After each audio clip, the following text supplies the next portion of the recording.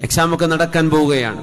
നമ്മുടെ വിദ്യാർത്ഥിനികളോട് പറയാം, നിങ്ങൾ രാത്രി കുറെ ഉറക്കൊഴിച്ചിട്ട് നേരം വെളുക്കോളം പഠിച്ച് സുബഹിയോടുകൂടെ അങ്ങ് ഉറങ്ങി, അല്ലെങ്കിൽ സുബഹി നിസ്കരിച്ചിട്ട് ഉറങ്ങി, രാത്രി മുഴുവൻ ഉറക്കൊഴിച്ച് നിങ്ങൾ പഠിച്ചത് കൊണ്ട് പഠിച്ചു എന്ന സമാധാനമല്ലാതെ എക്സാം ഹാളിൽ ചെന്നിരുന്നാൽ ഓർമ്മ കിട്ടില്ല. മെമ്മറി വർക്ക് ചെയ്യണമെങ്കിൽ ശരിക്കും ഉറങ്ങണം.